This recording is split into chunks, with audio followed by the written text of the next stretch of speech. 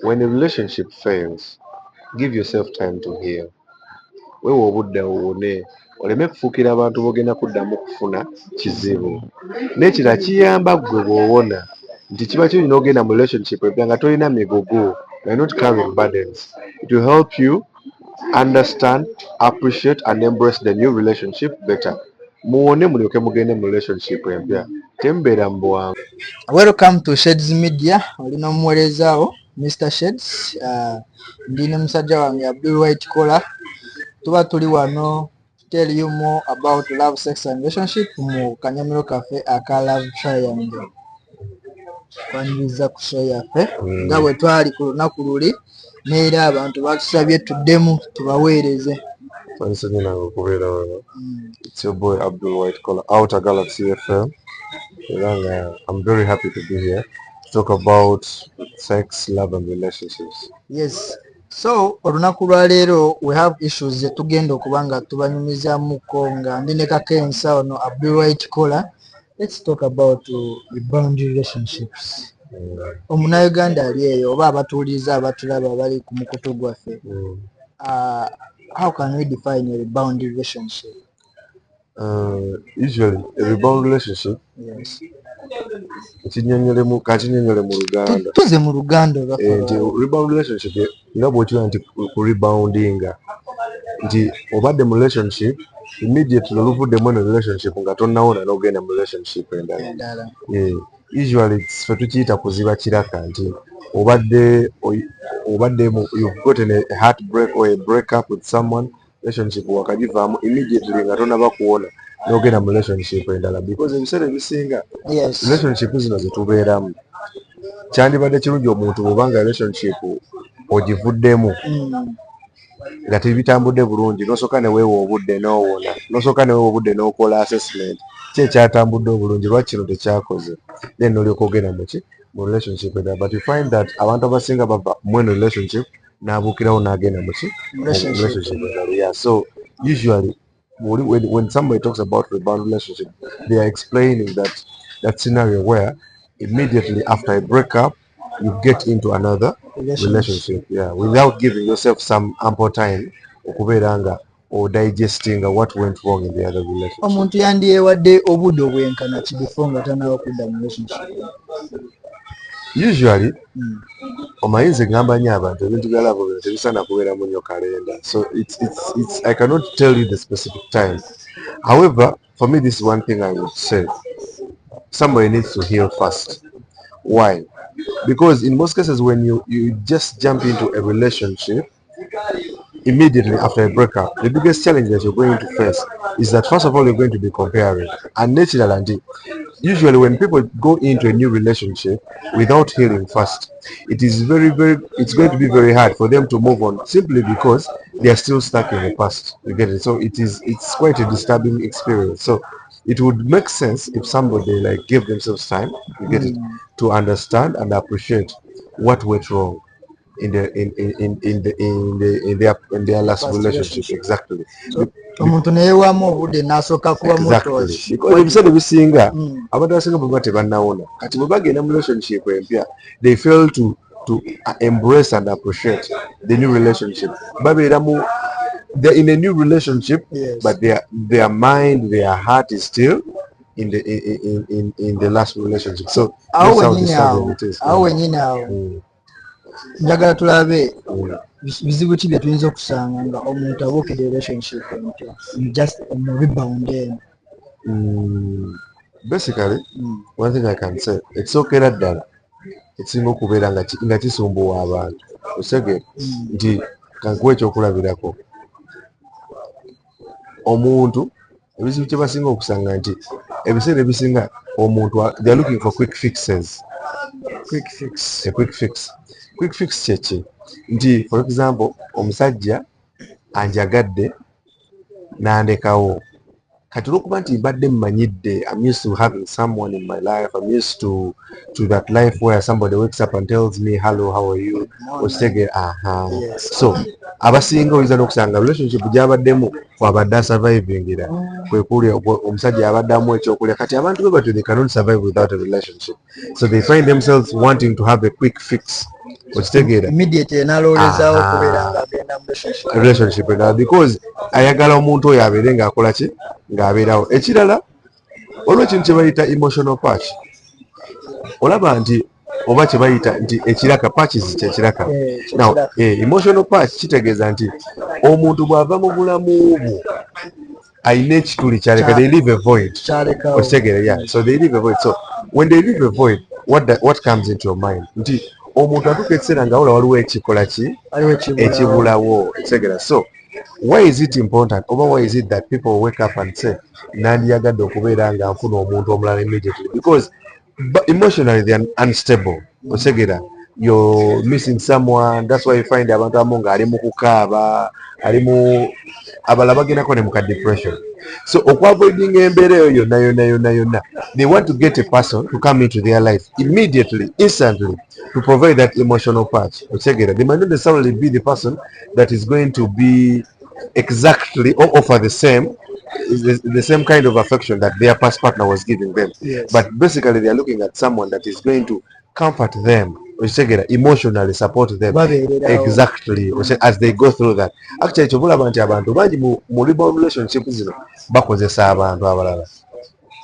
Nti ojja kubeera n'omuntu nga bukozesa kubanga omutima gwe tegunnaba kuwona naye just akulesewo kuzibikira kituli, ekituli. Okitegeera nti ayagala asigale ng'alina omuntu oyo gw'ayita alina boyfriend figure mu bulamu bwe, ayagala asigale ng'alina omuntu oyo gw'asobola okuwa emotional burdens ze ng'abakyala bwe batera okukola. So basically they want to have that emotional patch. Okitegeera. Then abantu abalala ebiseera ebisinga lwaki bakola bagenda mu rebound relationship says abantu abasinga bakikola kulagako nti this usually happens with people that are relating naye nga they are living within the same proximity, same environment.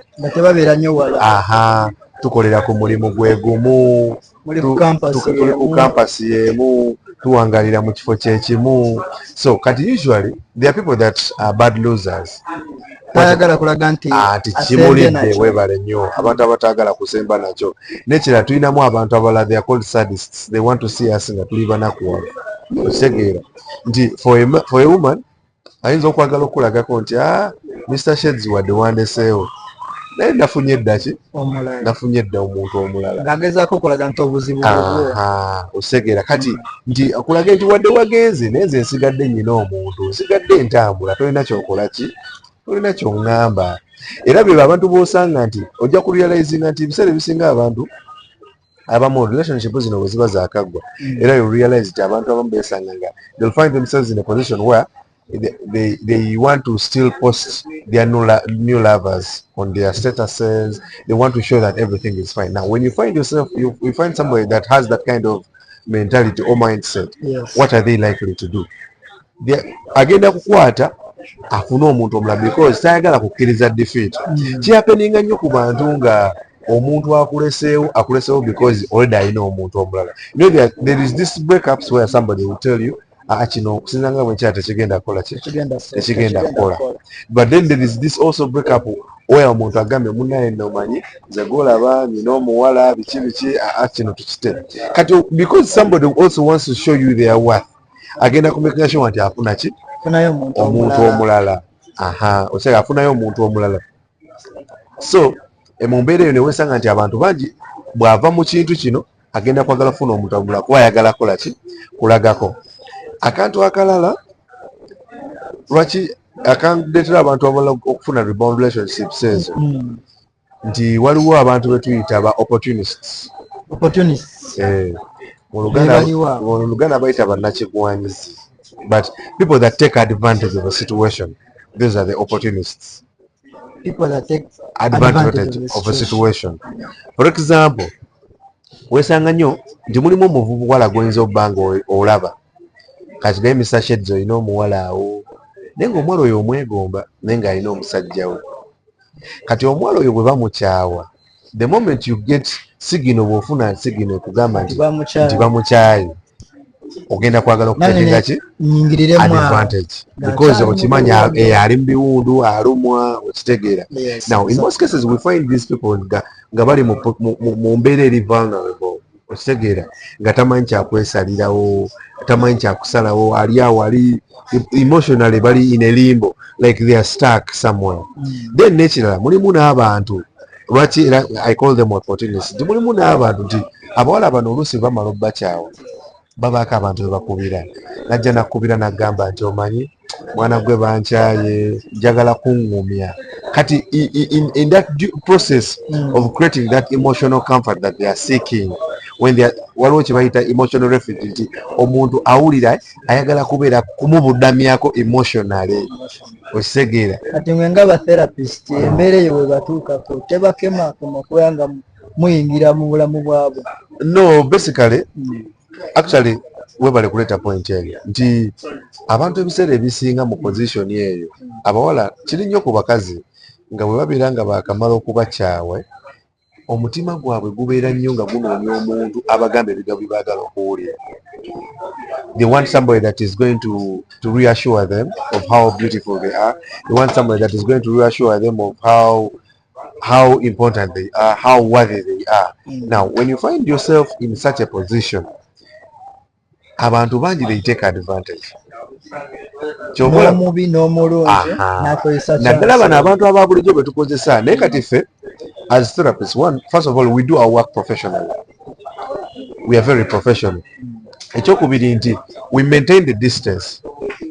Tutya nti mmanya nti omuntu ono yeetaaga kuwona wadde ngenda mugayibwa byayagala okuwulira but si nze kyeyeetaaga.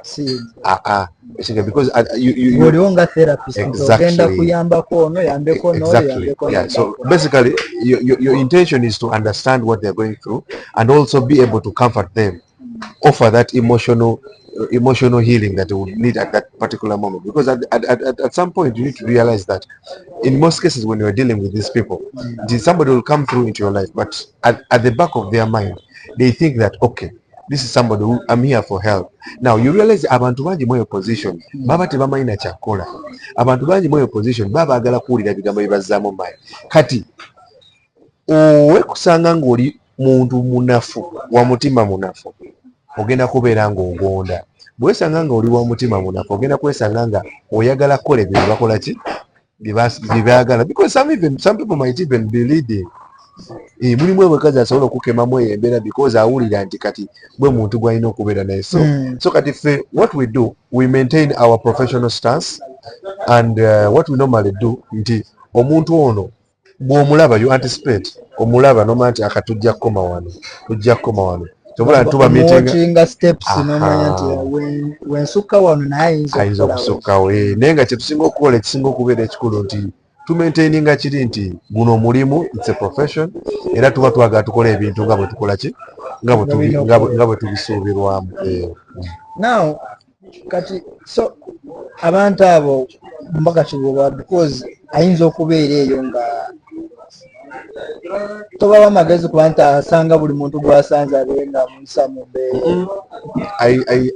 I want to urge all people out there, most especially those that are undergoing emotional breakdown, those people that are into heartbreaks, normal breakups and everything. Every time you're experiencing a relationship issue, it is always important to seek professional advice. Talk to a counselor, talk to a therapist. Why is it important to do so? First of all, tugenda kwebikulira abantu betuyita nti they are confidence, they are our friends, but abantu bano sometimes they are biased. Bagenda tugamba ebigambo byetwagala okuwulira balekeyo nga balina ebirwa byabwe. Ekyokubiri nti omuntu bw'abeera mukwano gwe ebiseera ebisinga tagala kugamba bintu bibi. They are likely to tell you ebintu ebigenda okukuzaamu amaanyi. Webale nnyo. That's also another problem. Newandibadde nga gwe munafu. Ne bwoba nga gwe oli mu nsobi. Therapist kyandikugambye mukwano gwe ayinza obutakikugamba. Webale nnyo ate kikuyamba kukula, because for us what we do, we look at the whole situation. Manye Mr. Sheds ani yamukyaye, lwaki bamukyaye, otegeera. So ebiseera ebisinga when we share these things with our friends, Unfortunately, they tell us only the things that we want to hear. Ekyokubiri nti babeera biased because they want to comfort us. They will tell us only the thing ebintu byetusuubira nti twagala okuwulira bakugambe omanyi oyo musajja mubi n'ebisigadde but tebakuyamba kukola ki kukula. Ekirala nti we all know human behavior. Until sometimes we open up to our friends, but they do not have the capacity to keep our secrets. Balasana. Timugenda kuyombamuuko n'omuntu katono, omuntu ekyagenda akulangire. However, ffe tulina doctor patient privilege. Osegera nti discussion yo ne esigala exactly ebeera confidential. Osegera bagita doctor patient confidentiality. Osegera nti tesikirizibwa kwogera kintu kyempulidde. We maintain that confidentiality. Osegera era omuntu asobola okusuuwinga singa oba okedde ebintu byakugamba ng'omuntu n'okola ki. N'ekirala nti naffe ng'abantu ebiseera ebisinga naffe tuba n'obuzibu naye bwe tubeera n'abantu tetwagala kwogera. I'll give you an example. Omukazi Mr. Sheds asobola okukukyawa kubanga toli mulungi mu buliri. Okitegeera your sex life is boring. Okitegeera tomalaayo naye kati gwe bw'onajja ojja kujja oŋŋambe omanyi akawala nali sikategeera akawala kaali keebuzaabuza naye nga omanyi obuwala naawe okitegeera kale kakalina abasajja bangi naye ng'ate nze wennakubuuza nze bw'onaaba olina therapist kibeera kubeeramu kyanjawulo. N'ekirala nti professionally bino ebintu tetubigwamu bugu anko tubisoma. Otegera tusoma human psychology. Otegera nti behavior psychology nti omanya engeri y'omuntu gye yeeyisaamu. So kati in most cases whenever I'm tackling an issue I look at, first of all, I do not just jump into the story. I deep dive into what could have been the root cause of this. And in most cases, through the conversation, I'll analyze and know. Joking. Mr. Sheds bamukyaye naye kyavudde ku ki. There are questions that a therapist will ask that a normal person cannot ask. Because nze nsobokera kumakya ne nkubuuza njagala ombuulire Mr. Sheds sex life yo n'oyo omuntu ebadde etya. Okitegeera nti ate okuyamba obulungi nja kugamba I'll ask for openness. Kati ate gwe kyotasobola kugamba muntu mulala nsobola okugamba nze nalina mukwano gwange omukyala yamulekawo simply because byali bano abantu abakoze ennyo workaholics nga buli kaseera abeera akawummula kati neyesanga mu position nti bino byetubeera nga tukola oyiriba neyesanga ng'ali mu position nti yatuukanga ewaka nga anko muntu akuba kankoko okitegeera kati n'atuuka omukazi n'acomplaininga n'atuuka n'agamba omukazi n'amugamba no nze sobola kubeeramu eyo position. Lwaki nze gwolaba noonya ssente omanyi abasajja balina gamba nti kati oyagala mbeere mu kwegatta tuleme kulya anti yagenda okumaliriza ng'omukazi afunye omusajja omulala exactly kati ne baawukana kati naye nga Yesu ye kye yali agamba nti omukazi wange ayinza atya okunkiitingako mbadde nkola musajja ali akola kiro ng'akola ku mukwano industry zaawo n'agamba wansi awo n'agamba naye mbadde nkola nnyo nga njagala omukazi ono mukole ki mubeererewo muwe ekisinga mbadde ndabira abaana baffe nayinza atya okunkiitingako. So neerabira nti mu mbeera eyo gye yali akola ate yeerabira obuki bwe yasuulirira. So in most cases nti kati now those are the questions that we'll ask. Nze nsobola okubuuza ebyo ebibuuzo naye chances are many nti when you have a conversation with your friend they'll not tell you those things. You will not disclose. They'll not know the right questions to ask you. So it is important and let's normalize it. Nze nina obuzibu bwensanga abantu bankubira oyina gamba nti mbadde njagala kumpa ku magezi naye n'omugamba echarge n'agamba mbadde simanyi nti mucharge osegera naye kati gwe kwamu akafaananyi beera realistic. Bweyagala omuntu akwata obudde bwe akuwa time ye akuwa amagezi ge at a free charge okitegeera nze nsasula nkola ku radio station nsasulwa okitegeera. I went to school nensoma bino ebintu bya behavior psychology. Kati bw'osuubira nti you're going to call me about a relationship issue and you expect me to give you advice at a free a free charge, a free Zero cost, cost. zero cost. It doesn't make sense. You get it? But it's also not a culture that many Ugandans have embraced. One abantu twemalira nnyo ebizibu byaffe. Most people that have, yeah, most people that no, we're not just open and we're not used to the culture. But when you go in developed countries, people actually have sessions with counselors, marriage counselors, relationship counselors, because they understand that sometimes when you have an issue, a relationship issue, sometimes it's beyond the two of you. I think they normally do them, but you see, the nature of this kind of sessions in schools is kind of lacking. It's inadequate in the sense that there is a way they handle all students all together. You get it? Eh? When you're handling an emotional issue in a general perspective, or when you're in a collective way, sometimes there are a lot of things that you miss out. For example, bw'okera ku makya n'oyogera n'abavubuka ku nsonga z'okukwana oba ezaki, chances are many nti buli muntu alina challenges ze ng'omuntu. Kati bw'owa general perspective eyo, there are a lot of minorities that you're going to what? To leave out. Exactly. Yeah. I'll give you an example. Fena tuli basajja tukwana, but you realize nti zengeri gyenkwanamu si gyokwanamu. Waliwo akwanisa ssente, waliwo akwanisa endabika, waliwo akwanisa ennyambala, waliwo akwanisa ebigambo, okitegera. So when it comes to relationship, everyone has their own approach. So from there, njagala tulabe omuntu singa akeera ku makya, let it be a man, let it be a woman, now rebound into another relationship. Between these two parties, who is more likely to mess up? The party that is most likely to mess up is the person that has been experiencing a breakup or that emotional breakdown. Why is it so? Because just like I told you that the intentions of this person that is going into this rebound relationship, chances are made that they are looking for a quick fix. The emotional patch that I was explaining earlier. When somebody has not healed enough, when they go into this new relationship, they are carrying the burdens of their past relationship. Now, chances are many that there's going to be a contradiction. In what sense? You're dealing with someone, first of all, that for your intentions are pure. You've met this person and you're looking at building a relationship that will last. However, for them, they are seeking emotional refuge. Emotionally. So it is going to be very disturbing in the sense that for them, bagala kuona.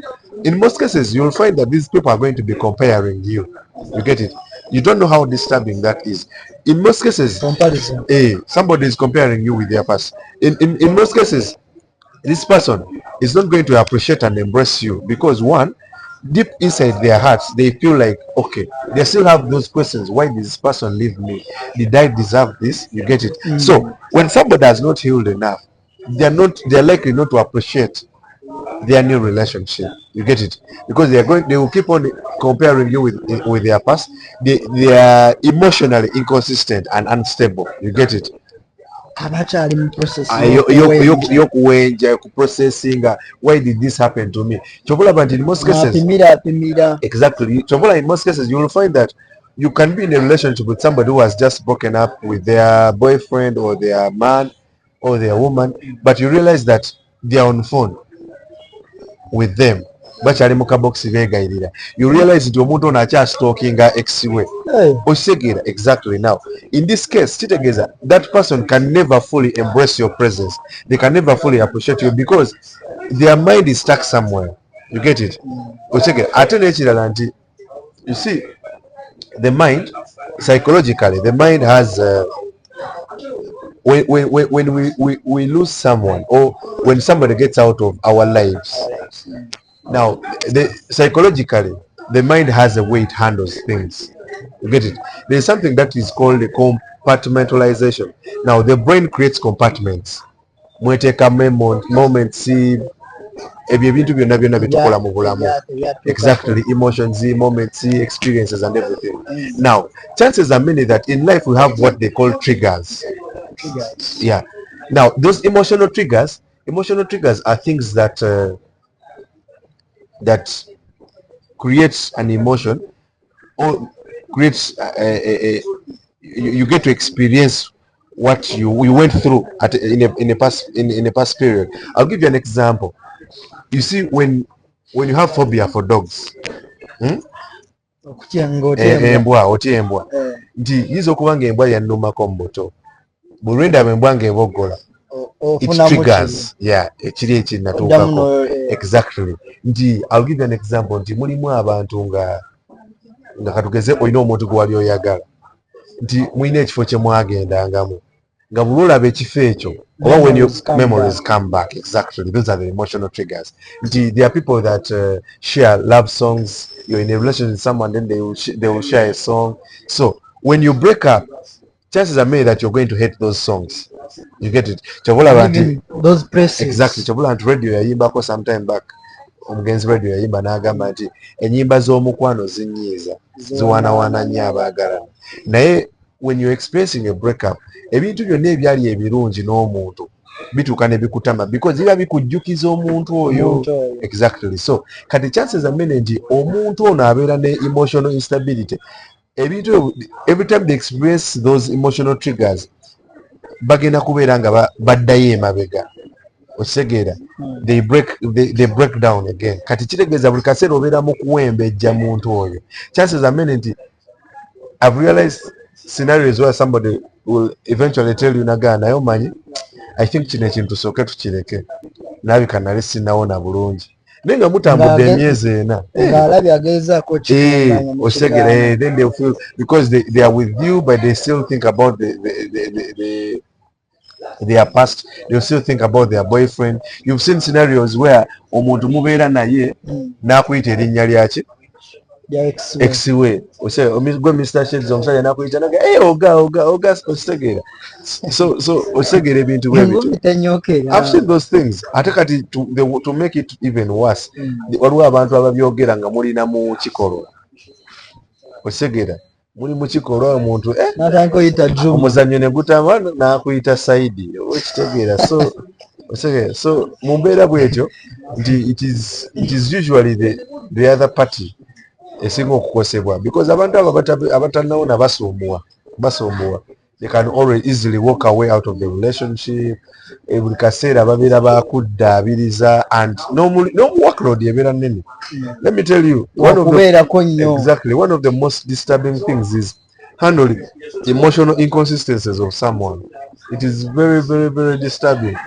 Osegeera buli kaseera ojja kubeerawo omuntu omusange ng'akaaba oyina okutapinga memory webale nnyo nti olina okubeera nga and to the worst abamu basiika sokonde.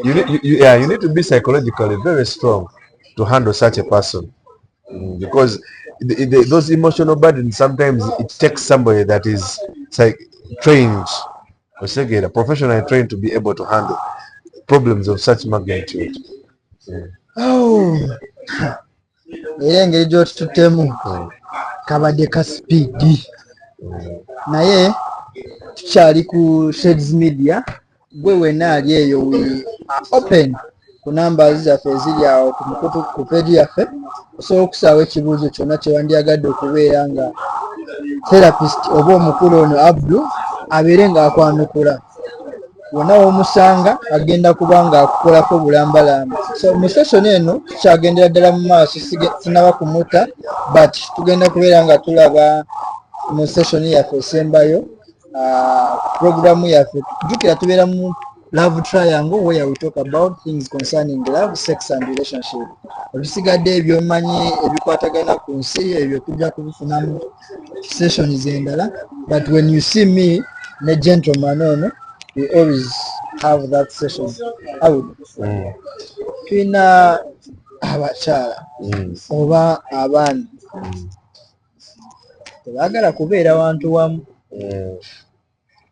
Sanga Abdul ayinayo mukyalo ow'enansana ayinayo ow'ekibuli ayinayo ow'ebweyogerere Why are people interested in having several options? First option, second option, third option. Similarly ne ku bakyala. Osanga alinayo musajja omuwanviiri, alinayo musajja omulala wakubalamu ku weekend, alina ne gwasuubira okwanjula ewaka. What causes that situation mu bantu? There are so many reasons as to why people always have multiple partners. Naye ebintu ebimu bibeera omanyi ebintu ebisingamu biri psychological. Bino ebintu bya relationship bino biraba birina angles bbiri. Birimu the normal angle oba kyemuyita reality oba realism. Amazima Then kati mulimu n'ebintu nga biri psychologically nurtured. Ebintu byonna ebiri psychologically nurtured byebintu ebiva ku ki?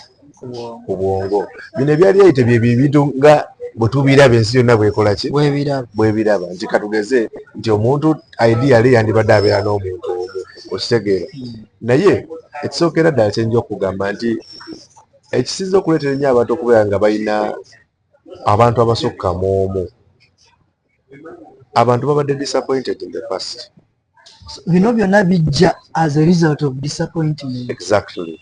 Now, in most cases abantu bwe baba abadde ayagadde omuntu asooka, because let me tell you, abantu tebatandika bonna nga balina abantu abaagalwa bangi. I'll give an example. Otandika olina omuntu omu gw'oyagala kuba abasinga ffenna naawe atulaba eyo walina first kati wo ng'omwagala nnyo ng'okimanyi buli kimu kigenda kukola ki? Kuggwera kwoyo. Now, nina akabuuzo ke nabuuzanga. Akabuuzo akasookanga nga dating omwana nti will you marry me? Era wagambira nti no ng'omanya nti mu future oyo taliimu. Naye wapapa walinga opapye anko. Bwali buto. Walinga opapye, but usually what happens is that when people are disappointed at the start, like when they are faithful, they are committed to someone, and then they get disappointed. Now what people do, tebaddamu kugezesa, they adopt contingencies. Oba bafuna gwe kyetuyita plan B. Because kati omuntu, I'll give you an example. Sometimes omuntu basobola omudisappointing.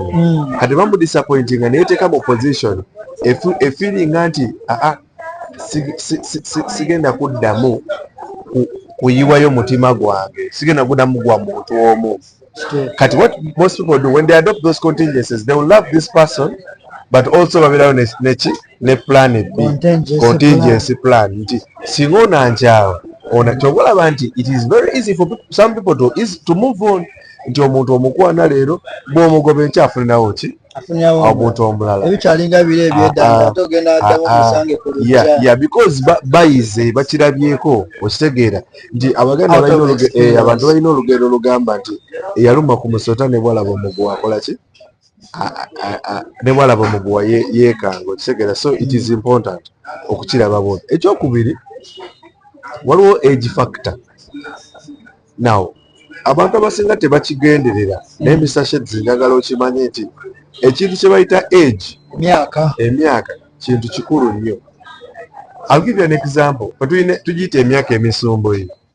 Omuwala okuva ku myaka 18 paka ku myaka 26 babeera basomboye. Why is it like that? Because they are at an age where they think they have a lot of opportunities. Alaba emikisa mingi, abamwagala bangi, muto alabika bulungi, osegeera ebbere likyamulisa webale nnyo. So so sometimes people keep their options open because they feel bato baagalwa. Teyekubako kibaati, tasaako kikomera because alina mu muwongo gwe alina ekimugamba nti you can still get better options. Nsobola okubeera nga nnyina Mr. Sheds nga avuga VTs, nsobola okufuna Oga Spikes, musajja wange oyo Oga Spikes promoter, mwagala nnyo, nsobola amwogerako. Musajja w'amaanyi nnyo mu ggwanga, tuyinza butamwogerako. Manager w'abayimbi, DJ ate promoter wa ndongo. Omusajja is a very good guy. Musajja wange nnyo wakutindo, nsobola muweerako nnyo example. Ate ye muntu gwe manyi nsobola omuweerako example n'atanyiga nti ojja kwesanga nti if you're in a situation where a girl is dating you, however much you could be somewhere, but deep inside their heart they know that they could get a better option. You get it? For example, if you're someone that is financially okay, you're in the middle class, you get it? They have at the back of their mind, they have the assurance that they could even get a better what? A better person. Now when you're dealing exactly, so in such a situation kitegeeza nti olina omuntu alizibize options ze nga ziri open because akimanyi wadde gwe gwali naye bw'aba akulesa so ofuna omuntu akola ki asinga. So that is the age. Kati ate mu basajja you realize nti ffe tetukiraba bwe tutyo, we don't seem tulina options nyingi naye kati ate when we are younger ng'abasajja ebiseera ebisinga life is about adventure, kuvumbula, tuba ba explorers, osegeera tuba bavumbuzi, you want to try. That's why you find abavubuka kwejja emyaka nga balina bulisiti, osegeera yatiikinga, osanga omuvubuka n'agamba njagala nje kufune ku munyankole, njagala nfune ku gundi, osegeera tuba n'abantu abatuwaga, you get it? Olina abantu abakukiyalinga apo bagamba anko gwosinga, osegeera exactly n'amaanyi oba ogalina, so you feel you like you want exactly. But when you grow, bw'okula n'otuuka mu myaka 3, now there is what they call mindset change. Osegeera nti kati akendeera otandika okulaba obulamu butandika okukaluba, obuvunaanyizibwa busetinga in. Kitegeeza luli abadde alina sente z'okutwala abantu mu loogi tokyazina, because obwenzi buli expensive. Having multiple partners is very expensive.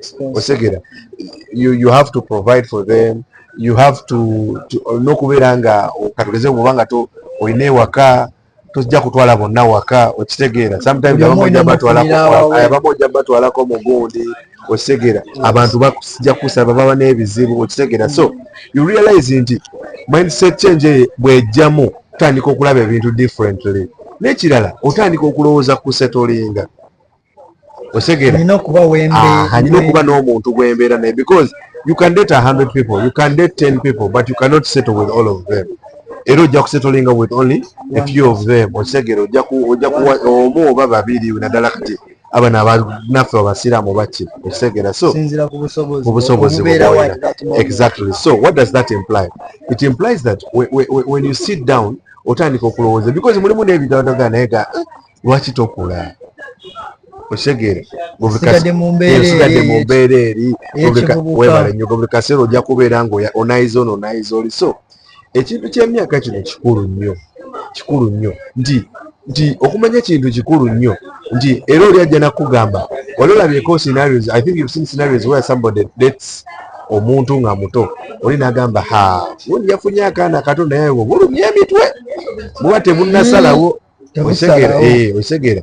Ate ne sina kindi, you've seen also a scenario where you find omuvubuka omuntu nga mukulu ali mu myaka nga 3, 5, 4, omuntu oyo bw'ajja okukwana omuntu ebiseera ebisinga ekibeera mu bwongo bw'omukyala akimanyi nti ono omuntu anoonya mukyala wakuteeka ki waka, tanoonya muntu wa faana, okitegeera. Era kyekimu n'abakyala bwe tudetinga abakyala abakuzeeko mu myaka, nti you're dating a woman that is 30, 29, 28, chances are made that they are going to tell you nti munnaye saagala byakola ki byakunzanyirako, exactly, I want somebody exactly. Kitegeeza nti omuntu oyo tali willing kubeera mu mulengo, tali willing kubeera nga okola ki afuna, era ojja kwesanga nga omuntu oyo ojja musanga ali ki ali single. So in most cases nti age factor eno nkulu nnyo, nti there is an age where people they feel energetic, they feel they have a lot of opportunities, and it is very okay and ideal for them okubeera nga baagala okukola. All those factors influence them okubeera nga they have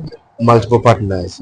Ekintu ekirala ate nga kikulu nnyo is peer influence over the circles that we are in. Lwaki?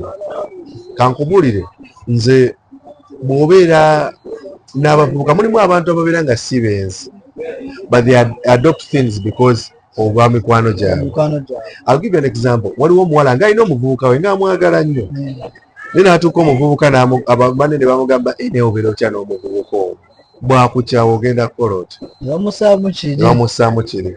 Osobola okuba ng'oli muwala ng'olina omuvubuka ng'omwagala nnyo naye nga toyinaamu kasente, omuvubuka talina kasente, and you'll have few friends tell you negamba wali abasajja eri naye kisajja nga just kyo ono abeere wa mukwano oli abeere waki wa kasente. Now you see how somebody is likely to start dating more than one partner because abantu babeera nabo okitegeera n'ekirala sinto namukyali sinto bali ki naye because abantu bakugamba ebintu.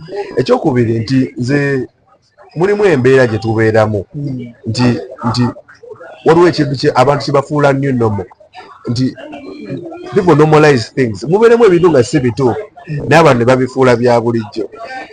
Kankuwa ekyokulabirako. Have you ever realized nti waliwo abantu nze nabeerako mu kikomera n'abavubuka nga nze ndi muntu wa muntu omu naye kati nga abavubuka bembeera nabo baleeta bayingiza weebale nnyo. Okimanyi nti natuukako ku levo ne ntuuka nange ne ntandika okwerabanga nga ninga fala okitegeera kati because olw'okuba nti abantu benyira bakola ekintu kino kati ne weetuuka nga nawe ekintu okirabanga it is the right thing to do oga omuvubuka alina okubeera it is normal omuvubuka okubeera naki ne multiple partners neozuka nokiraba nga tekikyaswaza because olumu omanyi waliwo ekintu kye bayita moral campus kwegamba nti ze mpisa ezituguide like nti ebintu ebituguidinga mu ngeri gye tutambulamu ebintu morale mu neeyise y'empisa noga nti munaye sijja kutambula nga ndya okitegeera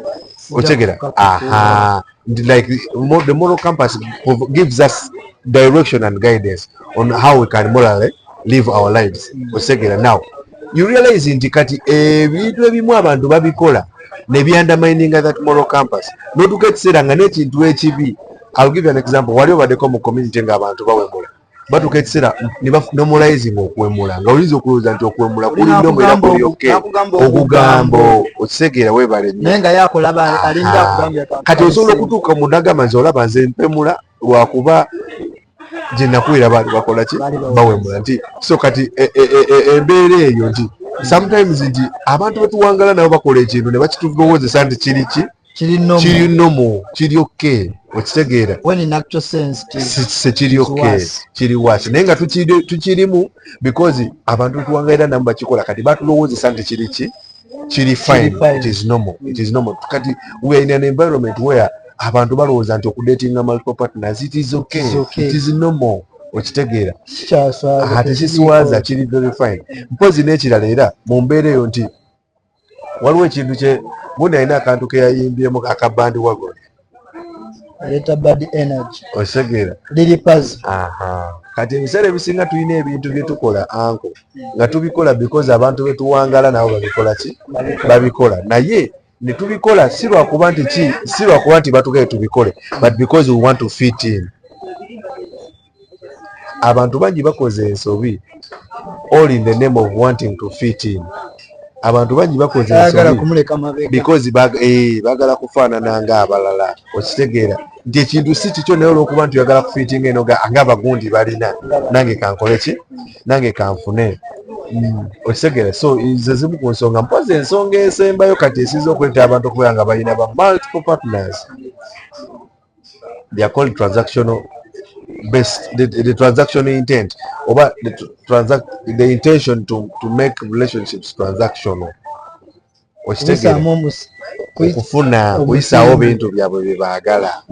Trust me abantu bangi abeera ne ba partners bangi naye nga alina omuntu gw'ayagala ku lo alina n'omuntu gw'alina byamukolera.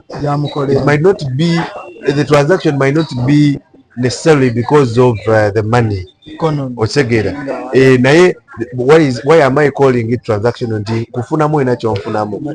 There is a man agenda okudatinga omuwala nti mwana nyina ebiwala byange bibiri naye nyinamu kiri kikola emirimu kyakukyalo wenkyagalira phone call ewe nga kijja nga kinkolako kisiiba waka so kijja ne kinjoleza engoye ne kinkolera emirimu okitegeera.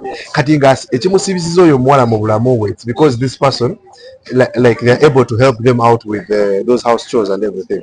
But also nagamba naye ate nyinayo kali kaddemu kange aka uptown ketukola nake ketugenda nako out okitegera kali klasi okitegera kasoma okitegera akati babira n'ebyo ebintu okitegera so kati to strike that balance nti because abantu kati ate wekijja ku baana ab'obuwala bo bakikola in a sense that nti ayinayo gwe abeerawo gwakubira obusimu n'akukabira ebizibu naye sirivu nedda si bizibu ebyo byakulya nagamba omanyi makisi zange zabuze omanyi ndi bwenti waliwo abo abantu betuba nabo nga akimanyi nti ono omuntu gwe nafuna ye just ambeererawo osegeera wakwegatta buli wenjagadde gwentambula naye gwengenda naye mu bidongo naye nga alinayo ekisajja kyekikulu kifumbo n'obufumbo talina tabu nakyo kyo tekigenda kukubira kugamba okigamba mbu ate munaye piisi zinuma cramps zinuma nedda kyo kikubire nga lwenti agaanye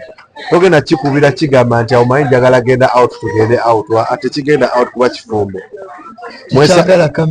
mwesanga ku guest house kikubire ng'oyagala renti oba okisegera kati nezibeera nga nti abantu bali mu relationship because olw'ebyo bye bakola ki bye ba anticipating okukola ki okubeera nga bafuna so kati ezo ze zimu ku nsonga lwaki tuwesa nti abantu balina multiple partners nti ayina ono oli n'ekirala abantu natural abantu abamu natural benzibwezi si by nature lwaki nti mulimu abantu abalina kyetuyita abalina high sex libido nga balina oba kyetuyita oba akasagazi kati lwaki abantu abalina akasagazi abo badetinga more than one partner because ebintu bino ebyokwegatta si byebintu byetulowoozaako buli kaseera era si byebintu byetubeerako buli kaseera tyojja kwesanga nti Mr. Sheds okola kati bw'odetinga omuwala alina akasagazi mu mbeera nga toliimuwo ajja kufuna omuntu agattawo mumuli mbeera nga toli mu moodu eyo okitegeera tubeeramu abantu awo n'omukazi nakusanga nga toli mu moodu kati etakukayanya ajja kufuna agattawo okitegeera awo wenyini awo njagala okubuuliza kati nammwe ababaddeko mu situations zino experiences zino mu stories ezo ez'enjawulo is it not harmful oba tekikosaamu kino okubeera ne several options ezo plan A, B and C tekikosa relationship abantu saawa zino zebatambuliramu of course kikosa because one kitegeeza yo relationship yo ebiseera ebisinga ebeera ku bunkenke it's on the verge of collapse anytime because at the end of the day ku nkomeyo ya byonna saawa yonna bagenda kukola saawa yonna omuntu agenda kukulekawo because buli kaseera akimanyi nti akugeraageranya so ebiseera ebisinga when people compare us nti ndi eno katugeze bwe abeera nga kaliipa ng'oyo oba omudigido nti eno bw'ava eno nga bamuwadde service naawe n'otuuka eri n'omuwa service abigeraageranya so chances are many nti asobola otuuka eri n'alaba nga oli akola ki akusingako oba kusegeera kyeza tagenda kukusiima ekyokubiri nti saawa yonna bagenda kukwata ennaku z'omu bizibaana gyokoma okudeetinga abantu abangi chances are many nti omuntu luliba olwo bagenda kukola ki kukwata wakwatidde ebyo biba bikomyawo kugenda kugoba okitegeera obunkenke obwo okitegeera kati ate naye ekirala nti relationship zino ez'okubeera n'abantu abangi we are prone to diseases like they expose us to diseases. You've seen abantu n'alwala kyanguwa nnyo okulwala infections abasajja bangi balina infections abakazi bangi balina infections so kitegeeza nti so when you sleeping with multiple partners kitegeeza nti technically you're exposing yourself to all these dangers okitegeera nti omuntu agenda kulwaza omuntu agenda kukola bwekiti n'ekirala nti kireeta entalo okitegeera kireeta entalo oli abadde akebera essimu yo alabye omuntu akuweereza obumesegi muyobye bikaseera mubeera waliwo abantu abajja okusigalawo nga takugobye naye ngeri agenda sigala akuteeka ku bunkenke olina gundi it creates a lot of insecurity ate nekisinga munnaye nkubuulira that thing creates trust issues okimanyi nti buli oba nga okiitingako muntu nawe otandika omulowoleza nti akukiitingako. Ogamba kyokola eno naawe oteeberezaamu nti naawe psychologically obwongo bwo buba bukugamba nti bw'oba osobola okukikola omuntu omulala naye asobola okukikukola. n'abantu abamu beekaza naye ng'obedde bakikola. Of course okwekaza naye kyolina okumanya at the end of the day nti ekintu ky'oba okola n'abantu abalala baki kati ngenda kuwa ekyokulabirako. Bw'otwala omuwala mu loogi n'oggyako essimu yo oba mukazi we bwakukubira ng'olina omukazi omulala gw'oyogera naye nawe bw'onaamukubira ekigenda okujja mu bwongo nti naye alayika alina gwakola ki gwayogera naye n'otandika okwebuuza ebibuuzo. Kitegeeza toba na mirembe mu relationship. It creates unrest. Okitegeera nti oba toteeredde bukase obeera ogamba ne why is this happening like this. Okitegeera mpozi n'ekirala nti kiswaza kitya nti ebiseera ebisinga abantu abakulaba ng'odeetinga omuntu asukkamu omu ne bw'obeera ng'oli ku mizigo bakulaba leero oyingiza kano ekyoyingiza kali value tebakulabamu value webale nnyo tebakulabamu value. Teri muntu ku nsi ya Mukama eno gwe bali bakedde ne bagamba nti oyo mwenzi abantu ne bamwenyumiriza maga kyali wakabi mwenzi. Kitegeeza gy'akolera obwenzi bwe alina bangi baalumiriza. Exactly. So nobody will come and stand with you and people will not respect you. Okitegeera nti ku kyalo kw'osula okwo ku muzigo w'osula ng'oleeta abawala oyingiza ono oyingiza oli abantu bagenda kulaba gaye naye ono muvubuka stories. Abawala abavubuka abantu le bakulaba ng'olina omulenzi asukkamu omu they call you cheap. They don't see value in you because ogisala. Okitegeera because olina abantu bangi. So every time we're dating multiple partners, every time we're having oli, trust me, abantu tebagenda kulabamu muwendo ogwo. Abantu tebagenda kuwa kitiibwa ekyo. Amaanyi ogakola ki ogasala. Okitegeera so kiyina bad reputation era it affects your credibility mu bantu. Abantu bakiranga si kyampisa. Okitegeera abaana bakyabikolera mu nkukutu era bwe kiri era you realize that most people abantu abasinga abakola ebintu ebyo babikolera mu nkukutu. Why are they doing so? Because mu mutima gwabwe munda bakimanyi ekintu kye bakola fazo bo si kirungi era si kituufu. Ekyokubiri n'abantu benjuba era abavubuka bangi tebawerekera. Akuleeta n'akulaga venue kasita omala ogiraba oluddamu taddamu kukola ki kuwerekera era weefulumya n'ogenda ki akusiibulirawo omuntu naga tujja kuddamu tujja kweraga. Ekitegeere akuuma eri reputation ye naawe webale nitaga nnyo bantu kumulaba ng'akola ki akukusa because ne yesterday yabadde n'omuntu omulala wekiri. So it's not important mama, it's not right okubeera ng'omuntu odeetinga abantu abasukkamu omu kuba at the end of the day tumenya abantu emitima. At the end of the day ffe tuviiriddeko abantu okubeera nga balina a lot of relationship problems because bwe gw'omenya omutima leero that person gw'oli naye nga oli unfaithful omufuula mubanda. Bino byayize wano mu relationship eno gyagenda okukola muki yagenda otwalira. Sometimes people take long to heal until they will never be trustworthy again.